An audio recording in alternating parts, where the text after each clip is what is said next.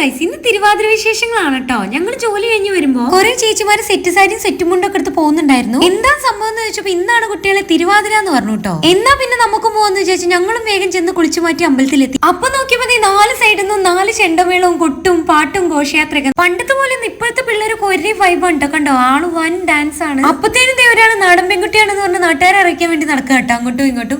അവൾ ഒറ്റയ്ക്ക് നടക്കണ്ടെന്നാ ഞാനും നടക്കുന്നു പറഞ്ഞു ഫോൺ നേരെ അവളെ കയ്യിൽ കൊടുത്തു. ഞാനും നടന്ന് വീഡിയോ എടുത്തു. അപ്പത്തേനും ഞങ്ങളെ ഭാഗത്തുള്ള ഘോഷയാത്ര എത്തിട്ടോ. ഞങ്ങൾ ഒരാളെ കാണാൻ വേണ്ടി വെയിറ്റ് ചെയ്ത് നിൽക്കുകയാണ്.